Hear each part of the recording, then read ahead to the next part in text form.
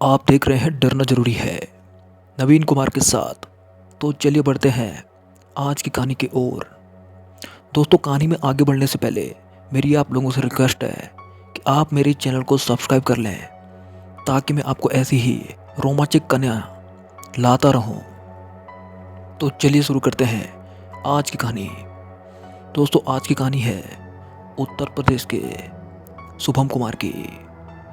दोस्तों, मेरा नाम शुभम है और मैं उत्तर प्रदेश का रहने वाला हूँ। और दोस्तों, मैं आज आप लोगों को अपने जीवन की एक बहुत ही खौफनाक घटना के बारे में बताने जा रहा हूँ। दोस्तों, ये बात आज से लगभग 8 से 10 साल पुरानी है। दोस्तों, उस समय अपने गांव में ही रहा करता था। दोस्तों, जैसा कि आपको पता है, गांव में सब कुछ तो होता है, लेकिन कमी होती है तो बस एक बात की, काम धंधे और रोजगार की। मैं भी गांव में सारे दिन अपने दोस्तों के साथ घूमता रहता था और ताश के पत्ते खेलकर टाइम पास करता रहता था और अक्सर घर से बिना बताए कहीं भी चल देता था। मेरे ऐसे ही लापरवाह रवैये के कारण मेरे घर वाले मुझसे नाराज रहने लगे और वो मुझ पर नौकरी करने का दबाव डालने लगे। दोस्तों, मैं भी घर वालों के तानों की वजह से बहुत परेशान था। आखिरकार एक दिन मुझे अपने दोस्त अनिल का फ़ोन आया। मेरा दोस्त अनिल, जो कि दिल्ली में किसी होटल में जॉब करता था। मैंने उससे उसका हाल चाल पूछने के बाद उससे बोला, यार, घर वाले सुबह उठते ही रोटियों के साथ गालियां भी खिलाते हैं और इन सब बातों ने मुझे परेशान करके रखा है। दोस्त, मेरी परेशानी सुनकर अनिल बोला, यार, तू दिल्ली चला, यहाँ काम की कोई कमी नहीं है, मैं तेरे लिए जॉब का जुगाड़ कर लूँगा। दोस्त की ये बातें सुनकर मुझे बहुत अच्छा लगा और मैंने अनिल का धन्यवाद करते हुए बोला, तो बता भाई, मैं कब आऊँ? तो अनिल ने मुझे अगले हफ्ते आने का बोला। दोस्तों, मैं भी पूरी तैयारी के साथ अगले हफ्ते सोमवार के दिन घर वालों का आशीर्वाद लेकर घर से निकल गया। दोस्तों, मुझे क्या पता था कि ये नौकरी मेरे लिए कौन सी मुसीबत लेके आ रही है। दोस्तों, मैं गांव से पहली बार दिल्ली जैसे बड़े शहर में आया था, तो यहाँ की रौनक देखकर मैं दंग रह गया।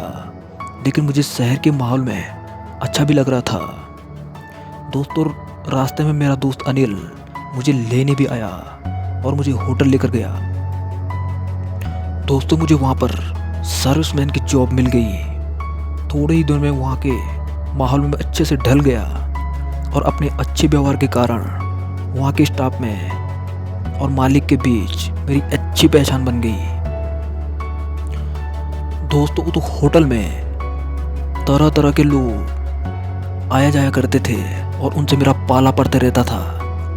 कुछ लोग तो बहुत अच्छे होते थे, लेकिन कई लोग तो ऐसे भी उस होटल में रहने को आते थे जो मेरे लिए किसी मुसीबत से कम नहीं होते थे।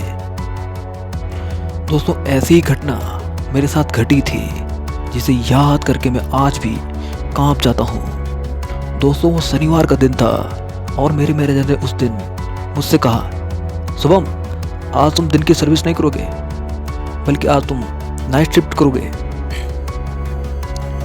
दोस्तों, ये बात सुनकर मुझे ज़्यादा फर्क नहीं पड़ा। मुझे तो बस काम ही करना था, वो चाहे रात हो या दिन हो। लेकिन दोस्तों, मुझे क्या पता था कि आज की रात मुझे बहुत भारी पड़ने वाली है। खैर, मैं अपने कमरे पर गया और पूरे दिन अपने कमरे पर आराम करता रहा और न जाने कब मुझे नींद आ गई। दोस्तों, शाम के लगभग 6:30 बजे अनिल ने मुझे उठाया। शुभम, उठ जा यार, तेरी ड्यूटी का टाइम हो गया है, टाइम से ड्यूटी पर पहुंच जाना, वरना सांप डांटेंगे। उसकी बात सुनकर मैंने अपनी आंखें मलते हुए उठा और नहा धोकर अपनी ड्यूटी पर चल पड़ा। दोस्तों, मैं जैसे ही होटल के रिसेप्शन पर पहुंचा तो मैंने देखा कि वहां पर एक महिला खड़ी है और उसने साधुओं जैसे कपड़े पहने हैं। उसे ऊपर से नीचे तक देखने पर वो किसी साध्वी या किसी तांत्रिक की तरह दिख रही थी और वो होटल में कमरा मांग रही थी।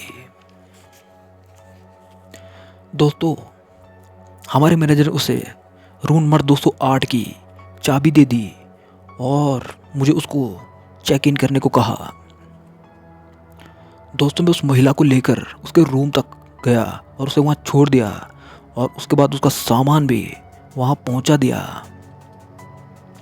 मैंने मैनेजर को मजाक में कहा, अरे मैनेजर साहब, ये किस तांत्रिक को कमरा दे दिया? अगर इसने कुछ जादू टोना कर दिया तो? मेरी बात सुनकर मैनेजर हंस दिया और मुझसे बोला, अरे भाई, तो अपने काम पे ध्यान देना, कैसे लोगों को रखना है ये मेरे पे छोड़ दे। दोस्तों मैंने उस महिला को बहुत हल्के में लिया था, लेकिन वो महिला इतनी सीधी सादी नहीं थी। दोस्तों रात के लगभग 11 बजे के करीब उस महिला का कॉल रिसेप्शन पर आया और उसने खाने का ऑर्डर दिया। अब उसके ऑर्डर को उसके रूम तक पहुंचाने की जिम्मेदारी मेरी थी। उसका रूम नंबर 208 जो कि उस बिल्डिंग के तीसरे वाली फ्लोर पर स्थित था। दोस्तों मैं सीढ़ियाँ चढ़ते हुए उसके रूम तक पहुंचा और बोला, मैम दरवाज़ा खोलिए, आपका ऑर्डर हाजिर है। दोस्तों उस महिला ने 2-3 आवाज़ों के बाद दरवाज़ा खोला। दोस्तों दरवाज़ा खुलते ही अंदर का नज़ारा देखकर मेरे रोंगटे खड़े हो गए, क्योंकि उस महिला ने वहाँ पर अजीबोगरीब चीज़ें रखी थी। देखने पर वो चीज़ें पूजा पाठ की सामग्रियाँ लग रही थी। मुझे समझते हुए देर नहीं लगी कि ये महिला कोई तांत्रिक है, जो न जाने यहाँ पर बैठकर कौन सी पूजा कर रही है। तो मैंने उससे कहा, देखिए मैडम, आप ये सब जो कर रही हैं ये यहाँ पर करना अलाउड नहीं है। आप ये सब बंद कर दीजिए, नहीं तो मैं इसकी शिकायत मैनेजर से कर दूंगा। दोस्तों इतना कहते ही मानो मैंने बहुत बड़ी मुसीबत मोल ले ली थी।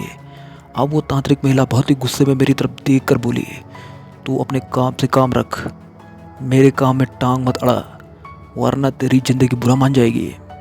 सलामती चाहता है तो यहाँ से निकल जा। उसकी ये बात सुनकर मेरा भी दिमाग सटक गया और मैं बोला, नहीं तो आप क्या कर लेंगी? ये उल्टी सीधी हरकतें यहाँ नहीं चलेंगी। दोस्तों मेरे इतना कहते ही उस महिला ने अपनी आंखें बंद करके कुछ मंत्र बोले। मंत्र बोलते ही वहाँ पर एक सफ़ेद साड़ी वाली महिला न जाने कहाँ से प्रकट हो गई और उसने आते ही मेरी गर्दन पकड़ ली और मुझे एक ही हाथ में उठा दिया। और मुझे अपनी गलती का एहसास हुआ और मुझे लगने लगा कि आज तो अपना खेल खत्म हो जाएगा।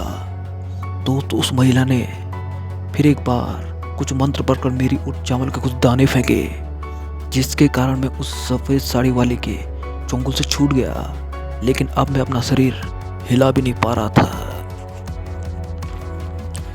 दोस्तों उसके बाद मैंने उस तांत्रिक महिला के हाथ जोड़कर कहा, मुझे छोड़ दो, मुझे तुम्हारी साधना नहीं तोड़नी चाहिए थी, मुझे जाने दो। इतना कहते ही वो महिला बोली, तुझे तेरी गलती की सजा मिलनी ही चाहिए। आखिर तुझे भी तो पता चले कि एक तांत्रिक से बदतमीजी करने का अंजाम क्या होता है। दोस्तों उसके बाद उसने मेरी आंखों पर काली पट्टी बांध दी और मुझे बेहोश कर दिया। दोस्तों दूसरे दिन जब मेरी आंखें खुले तो मैं हॉस्पिटल में था। दोस्तों मुझे ऐसा लग रहा था कि मैं अपनी मौत से बाल बचा हूँ। दोस्तों इस घटना के बाद मैंने वो होटल की जॉब छोड़ दी, लेकिन उस रात की वो घटना मुझे जब भी याद आती है तो मेरे पसीने छूट जाते हैं। आप लोगों से भी मैं यही कहूँगा कि जब भी कोई तांत्रिक या साधु किस्म के व्यक्ति से आपका सामना हो तो उनके ज़्यादा मुँह न लगें।